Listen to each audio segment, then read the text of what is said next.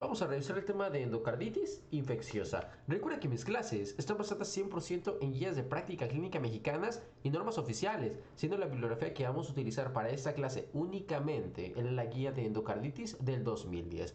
Por definición, la endocarditis va a ser toda aquella infección intracardíaca activa, la cual tiene como característica la formación de estas famosísimas vegetaciones, que ojo, son vegetaciones sépticas, es decir, van a estar infectadas por bacterias que van a ser adquiridas por los diferentes tipos de canales de entrada, que ahorita vamos a hablar de esto más a detalle en cuanto a la fisiopatología.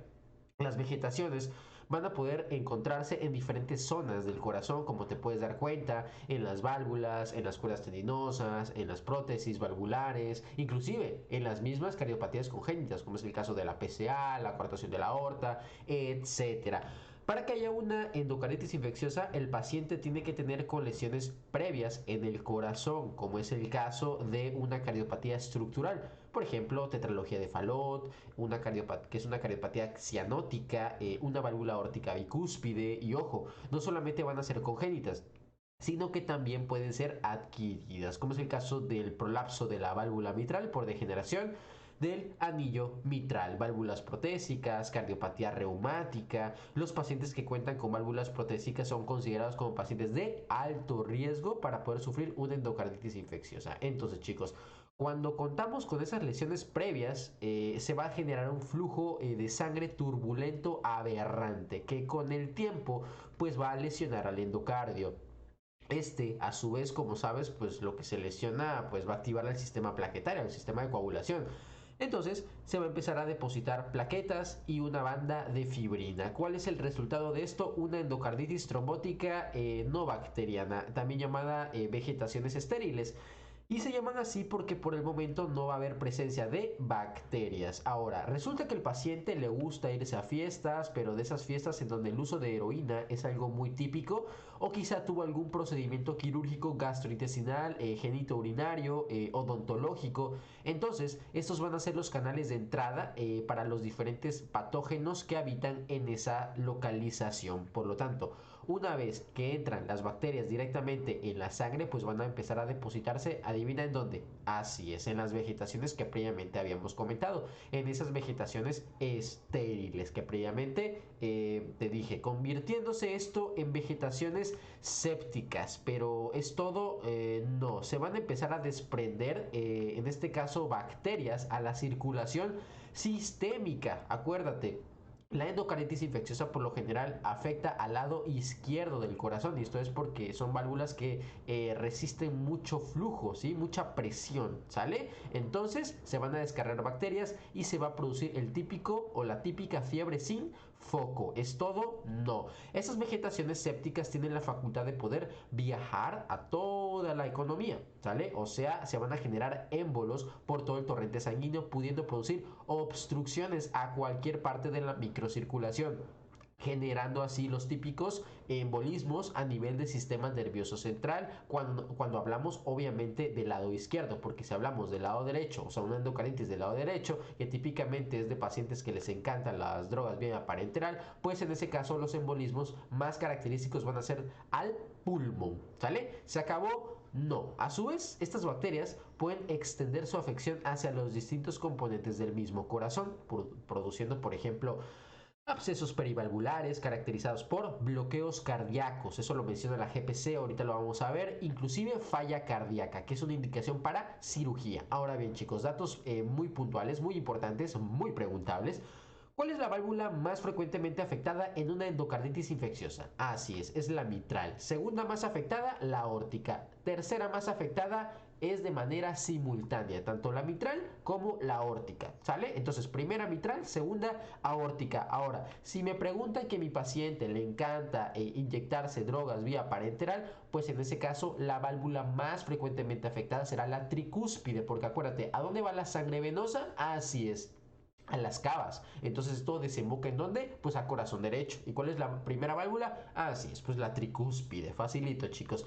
En cuanto a la epidemiología, la guía reporta que en los países desarrollados se presenta una incidencia de 3 a 10 casos por 100.000 habitantes. Que ojo, este dato, estas cifras van a aumentar progresivamente con la edad, teniendo un pico en los rangos de entre 70 a 80 años de 14 por 100.000 habitantes, ¿sale? Esto es importante. Si te preguntan cuál es el sexo más frecuentemente afectado, tú respondes en hombres. La endocarditis tiene una mortalidad del 15 al 20% en todos los casos. Los casos de endocarditis van a aumentar aún más cuando el paciente cuente como factor de riesgo, pues en este caso una prótesis, como ya habíamos mencionado, alguna cardiopatía congénita, etcétera, ¿sale? Esto es realmente importante para el desarrollo de la misma.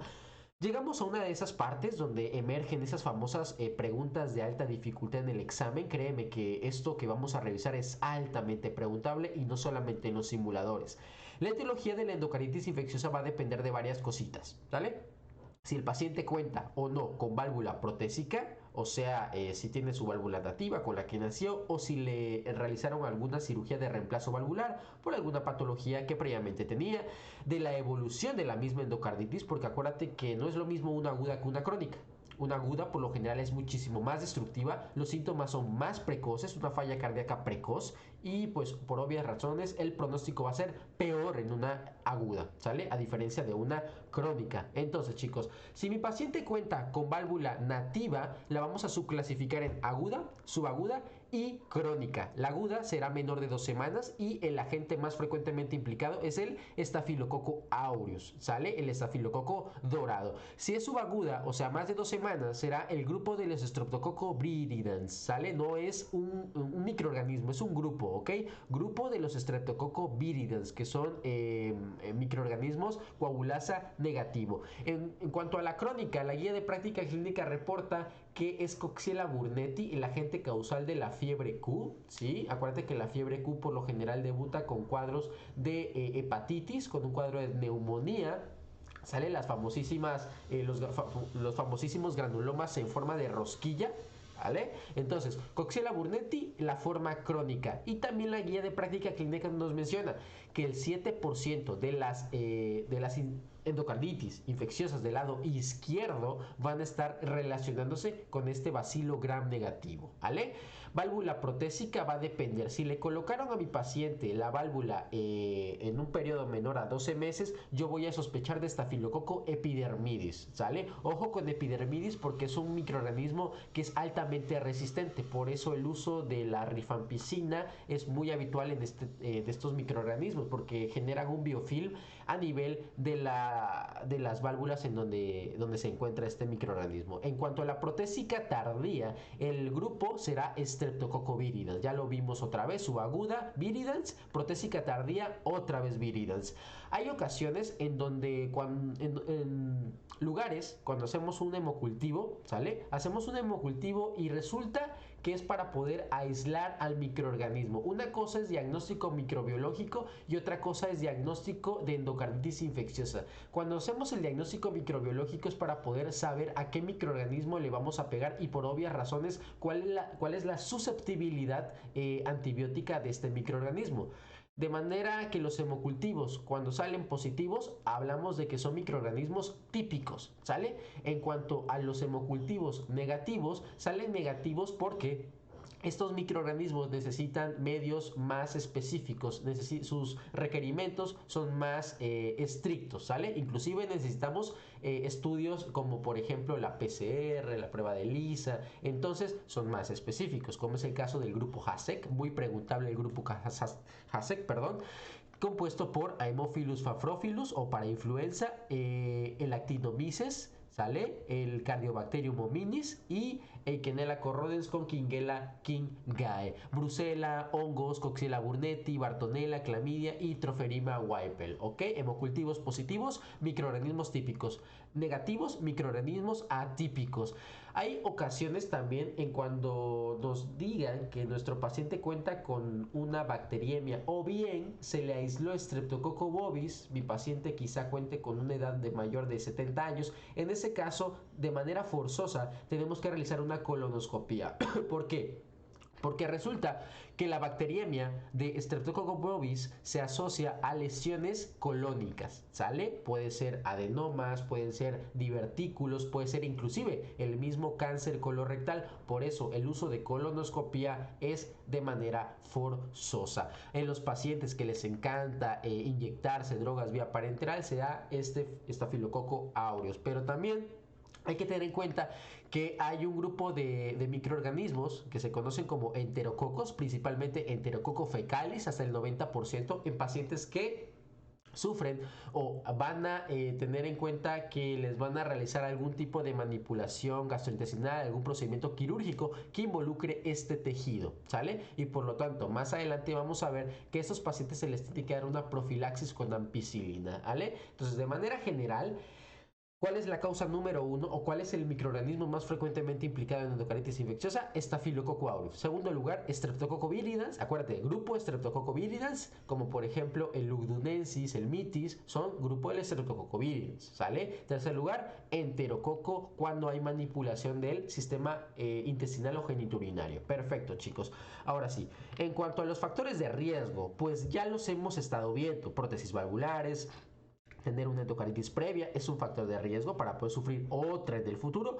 Valvulopatías, cardiopatía congénita, el uso en este caso, de droga vía parenteral, por obvias razones, la vía de entrada al corazón pues será la hematógena. La guía de práctica clínica menciona factores que no se van a correlacionar con el desarrollo de la misma endocarditis infecciosa y lo coloca de manera muy puntual. Comunicación interauricular tipo ostium secundum, perdón. Acuérdate que esta cardiopatía congénita es de tipo asianótico con hiperaflujo pulmonar y que es típico encontrar el desdoblamiento amplifijo del segundo ruido. Ya vamos a ver estas patologías en correlación con las cardiopatías congénitas a detalle. Cirugía de revascularización, stents, prolapso mitral sin insuficiencia, así como los soplos fisiológicos. En cuanto a la clínica, llegamos a lo sabroso. Si me llegaran a preguntar cuál es el signo principal de la endocardititis infecciosa, tú respondes la fiebre. Así es, no te voy a decir con la finta de que es el soplo o que hay una alteración del soplo que ya tenía. No, es la fiebre. Hasta el 90% de los pacientes tendrá una fiebre sin foco. Y se llama sin foco porque pues no lo vamos a encontrar. O sea, no vamos a encontrar el origen del foco infeccioso. En cuanto a las cardíacas, será la aparición de un nuevo soplo o bien el cambio de un soplo preexistente, tanto la presencia de fiebre en conjunto con un soplo, pues me va a hacer sospechar directamente de una endocarditis infecciosa. Sin embargo, esa misma se caracteriza por lo siguiente: las válvulas que se afectan más frecuentemente son las que aguantan más presión, o sea, la mitral y la aórtica. Y es por eso que la principal válvula más afectada, ya decíamos al principio, será la mitral. Y en segundo lugar la aórtica y en tercer lugar de manera simultánea aórtica y mitral. Ahora, ¿recuerdas lo que habíamos mencionado en cuanto a las vegetaciones al principio en la fisiopatología? Bueno, pues de esa vegetación pueden desprenderse émbolos que van a salir a la circulación sistémica porque están del lado izquierdo del corazón. Acuérdate que mitral y la válvula aórtica están del lado izquierdo. Salen estos émbolos infectados y pueden alojarse en cualquier sistema, ¿sale? Entonces, tenemos a los famosísimos fenómenos embólicos. Pregunta de examen: ¿cuál es el sitio más frecuentemente de localización de esos fenómenos embólicos? Respuesta: sistema nervioso central. Entonces, ¿cuál sería ya aquí mi clínica? Pues sería de un DBC, focalización neurológica, más fiebre, con soplo. Entonces, si te preguntan en un caso clínico de EBC y a su vez te ponen que el paciente tuvo fiebre y soplo, entonces el cuadro será de una endocarditis que a su vez produce un EBC por los mismos émbolos. Ahora bien, chicos, hay unos fenómenos que se llaman fenómenos inmunológicos y se llaman así por el hecho de que se producen de manera de respuesta de una reacción antigénica o antígeno anticuerpo del microorganismo. Los que tienes que recordar son glomerulonefritis por depósito de autoanticuerpos. Los nódulos de Osler, que suelen aparecer en los dedos de las manos y los pies, son nódulos morados o violáceos, pero al ser nódulos se pueden palpar y, ojo, son dolorosos, que a diferencia de las manchas de Janeway, pues no se pueden palpar. Su mismo nombre lo dice, son manchas, aparte de que no son manifestaciones inmunológicas estas últimas.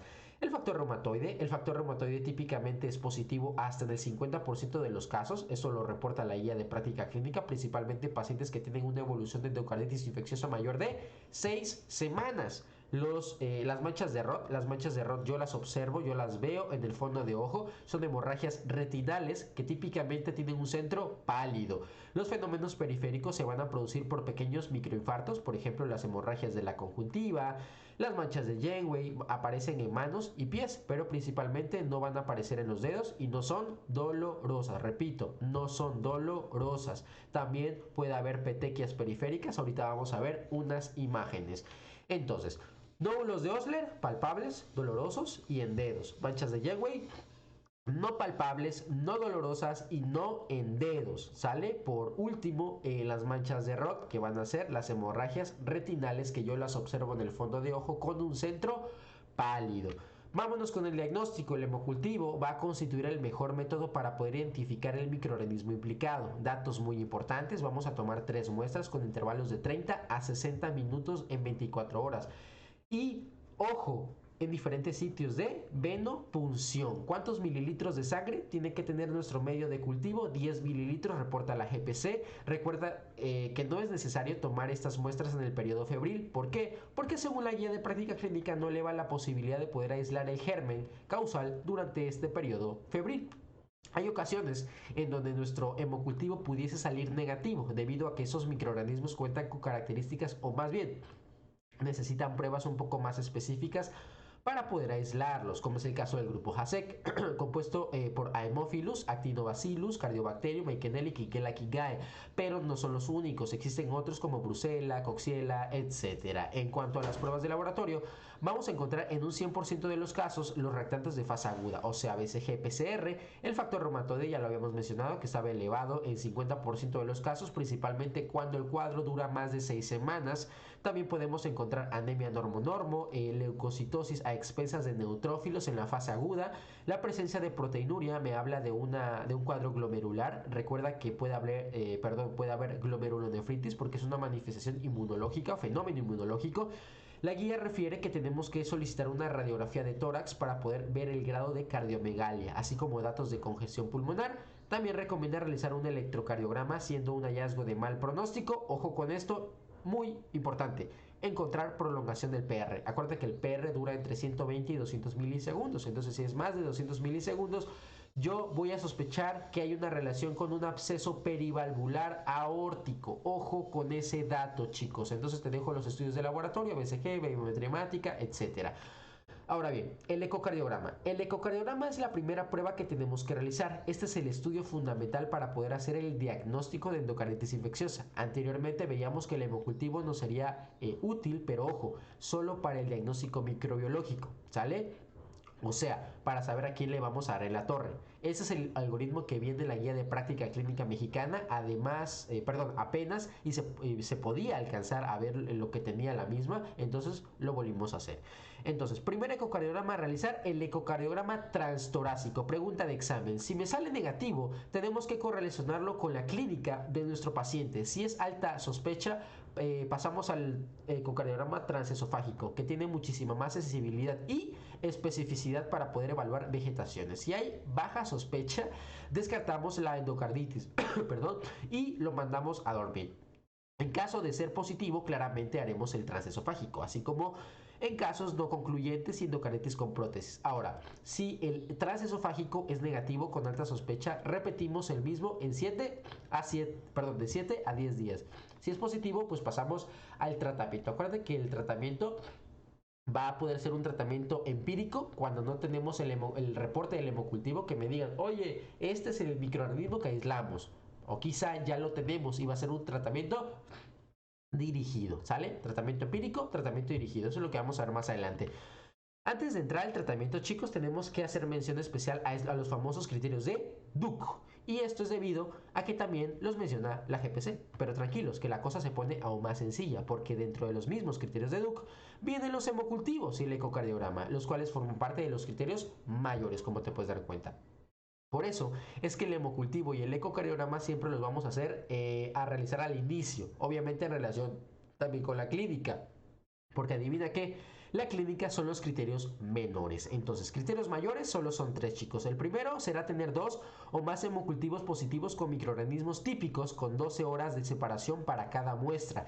Recuerda que los típicos son todos aquellos que mencionábamos al principio: Staphylococcus aureus en válvula nativa aguda, subaguda el viridans, en protésica temprana el epidermidis y en la protésica tardía el grupo también de los Streptococcus viridans. En cuanto a los hallazgos tras el ecocardiograma, encontrar vegetación, chorro valvular, absceso, nueva nueva dehiscencia en prótesis valvular, así como una nueva regurgitación valvular. El último criterio mayor sería la serología positiva para Coxiella burnetii. Acuérdate que Coxiella burnetii se asocia a la forma crónica y se presenta según la GPC en el 7% de las endocarditis izquierdas. En cuanto a los menores, fiebre, fenómenos vasculares, inmunológicos, factor reumatoide positivo, nódulos de Osler, manchas de Roth, glomerulonefritis, así como serología positiva de infección que no sea criterio mayor. Diagnóstico definitivo: 2 mayores, 1 mayor y 3 menores, o bien 5 menores. En cuanto al tratamiento, ya casi acabamos, chicos, no se preocupen. La guía de práctica clínica recomienda que todo el tratamiento sea intravenoso. Ojo con este dato, intravenoso. El tratamiento empírico, ojo, empírico de la endocarditis infecciosa en válvula nativa y protésica tardía será ampicilina más aminoglucósido en un periodo de 4 a 6 semanas. En cuanto al empírico de la válvula protésica temprana, será la combinación de este glucopéptido inhibidor de los residuos de alanina más rifampicina y aminoglucósido. Ahora, saliendo del tratamiento empírico y metiéndonos al tratamiento dirigido a cada uno de los microorganismos. En caso de aislar enterococo, el tratamiento será ampicilina o penicilina G sódica cristalina combinado con aminoglucósido o bien vancomicina con un aminoglucósido. En caso de aislar gram negativos, usaremos ampicilina con un aminoglucósido. Y por último, chicos, en caso de ser una endocardititis fúngica por honguitos, usaremos anfotericina B con azoles. La GPC nos dice que podemos prolongar estos antifúngicos durante toda la vida de nuestro paciente, ¿sale? En caso de aislar algún estreptococo beta hemolítico de estos grupos, viridans o neumonía, usaremos penicilina G por 4 semanas o bien penicilina G asociado a un aminoglucósido. En caso de haber alergia a penicilina, la cambiamos por vancomicina por 4 semanas. En estafilococo sobre válvula nativa susceptible a oxacilina, usaremos dicloxacilina por 4 semanas en asociación de un aminoglucósido. En este caso, gentamicina. Si hay resistencia, se cambia la dicloxacilina por vancomicina. Y para finalizar, si lo que encontramos es estafilococo sobre válvula protésica sensible a oxacilina, será una triple terapia conformada por dicloxa, rifa y un aminoglucósido. En caso de resistencia a oxa, pues nada más cambiamos la dicloxacilina por la vancomicina. Vámonos con la profilaxis. ¿En qué pacientes vamos a administrarla? En pacientes que tengan antecedente de endocarditis infecciosa, que cuenten con alguna cardiopatía congénita cianógena no reparada. En uso de prótesis valvulares, algo muy importante, chicos, en pacientes que se les va a realizar algún procedimiento cardíaco como cirugía de reemplazo valvular, prótesis intravascular o materiales intracardíacos, así como procedimiento gastrointestinal o genito urinario con evidencia, ojo chicos, con evidencia de infección en el mismo, porque si te dicen que si el paciente le van a hacer una colonoscopía, ya sea con o una colonoscopía con o sin biopsia y no tiene evidencia de infección, pues no es criterio para realizar profilaxis antibiótica. Tiene que haber tejido infectado. Y no solamente biopsia ahí, sino también, por ejemplo, una biopsia a través de broncoscopía. Y bueno, esta es la tabla que viene en la guía de práctica clínica. Aquí lo que quiero que te lleves es lo siguiente: amoxicilina 2 gramos para profilaxis. En caso de alergia, chicos, esto es importante. Lo que vamos a tener en cuenta es el uso de la ampicilina en el caso de cefalexina, alergia a penicilina, cefalexina 2 gramos vía oral, ¿ok? Alérgicos a penicilina e imposibilidad para el uso de la vía oral, ceftriaxona. Pero para fines prácticos, medicamento de primera línea para profilaxis de una endocarditis será amoxicilina 2 gramos. Ojo con esto, dosis única, ¿sale? Dosis única, 30-60 minutos antes del procedimiento, ¿ok? Perfectísimo. Ahora, hay que tener en cuenta que cuando nosotros le vamos a realizar algún procedimiento que involucre tejido infectado, gastrointestinal, geniturinario, lo que les había mencionado, hay que agregar cobertura para enterococo. ¿Y cuál es ese tratamiento? Pues ampicilina. Acuérdate que enterococo va con ampicilina. En cuanto a las indicaciones para realizar cirugía en una endocarditis infecciosa, será la presencia de falla cardíaca, abscesos, microorganismos altamente resistentes, así como hongos, procesos persistentes como bacteriemias a pesar de tratamiento, y un dato que fue preguntado en el examen ENAR: vegetaciones mayores de 1 centímetro o 10 milímetros, es una indicación de cirugía. Y bueno, solo porque lo marca la guía de práctica clínica, pacientes que serán sometidos a cirugía valvular deberán ser incapacitados por 40 a 60 días. Si te preguntan cuál es la complicación más frecuente en la endocardititis infecciosa, tú respondes insuficiencia cardíaca, falla cardíaca. Los siguientes datos importantes también, chicos, le siguen los embolismos, ¿ok? Los embolismos son la segunda complicación de la endocarditis infecciosa. ¿Y cuál es el sitio más frecuentemente implicado o más de localización de esos embolismos? Acuérdate, si es del lado izquierdo es sistema nervioso central, y si es del lado derecho, o sea, un paciente que le encanta meterse heroína en el brazo, será pulmón.